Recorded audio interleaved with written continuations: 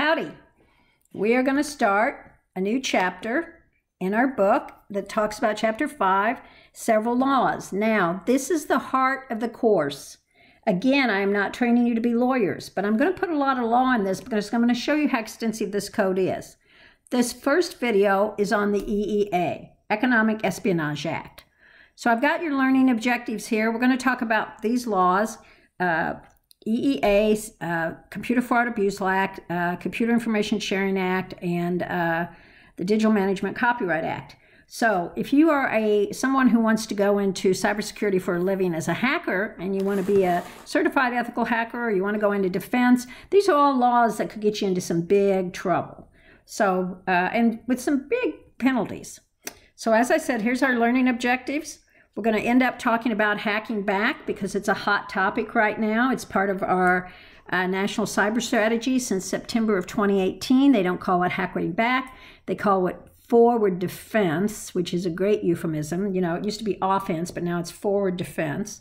And we're going to talk about the controversy of this and some ethics. And, you know, again, the challenge of the online class is for you to really understand these topics and to engage in them. So we talked last week about the Federal Privacy Act of 1974, and we'll be going back and forth this semester on that. This is a little, what this is going to be, and this is probably going to be, I don't know, 4 or 5 videos. But this first video is on the Economic Espionage Act, which was only passed about 20 years ago or so, and then updated recently for theft or misappropriation of a trade secret. And we'll get into CISA when we talk about presidential executive orders and other things. So we'll talk about this time. CFAA is a big bad law everybody needs to know about, civil and criminal possibilities under that law.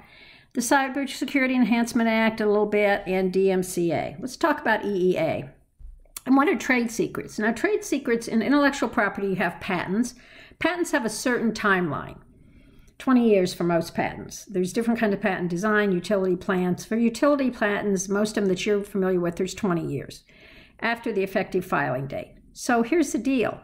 Patents expire. So I just sit around waiting for your patent to expire, and then I go make whatever it is you had patented. And there's nothing you can do about it. Trade secrets last forever.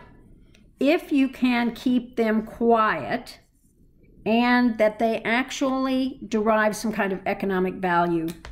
So for instance, one of the most famous trade secrets is a formula for Coca-Cola. It's in a vault in Georgia, Atlanta, Georgia. If Coca-Cola divulged that trade secret on a website, then you can go make Coca-Cola legally.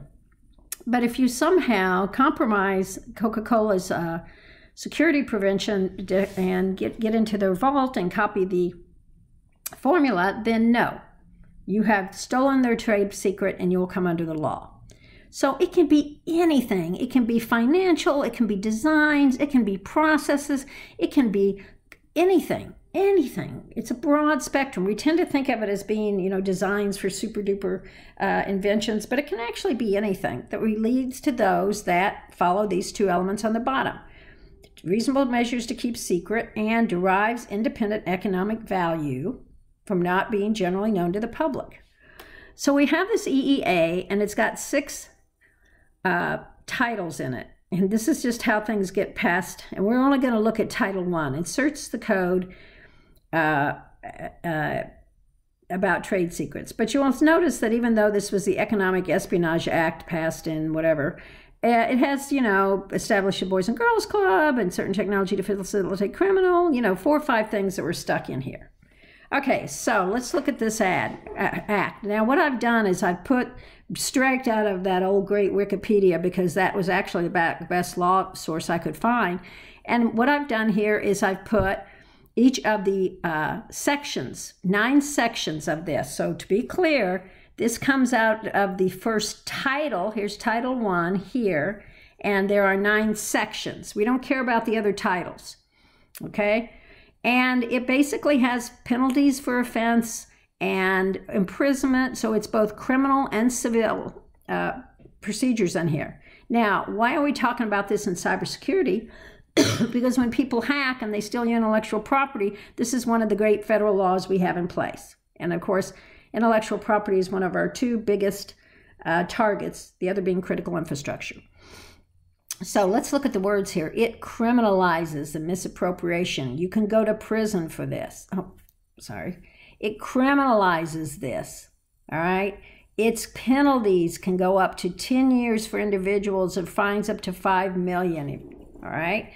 So there are some exceptions if it's government entities, and it also allows criminal forfeiture, which, hey, I made $10 million stealing I made $1 billion stealing your intellectual property. I'll do my time in prison because I got the money. No, you're going to pay the money back. Now, it also would be interesting because think of it, if you went to court trying to protect a trade secret and certain things were revealed, then your trade secret wouldn't be secret anymore. So to preserve confidentiality, the court has to do whatever it can to protect the trade secrets once it's in law. So, once it's in the court. So I'm not going to sue you for a trade secret and then actually expose the trade secret, right? Now, Section 36 down here is interesting because it does this one, civil proceedings to enjoin violations, authorizes civil proceedings by the Department of Justice to enjoin, but does not create a private cause of action. So you can't do this. You have to go through this act and you have to work with the U.S. attorney to get an injunction to tell them stop, cease and desist, while the courts figure this out. It also has extraterritorial jurisdiction, where it's conduct outside the United States. And it is also in any way does not change any of the other laws. So that is your EEA. Take some time, look through this, and we will be back later, and we will take the second law on our books, CFAA. Thank you for staying with me.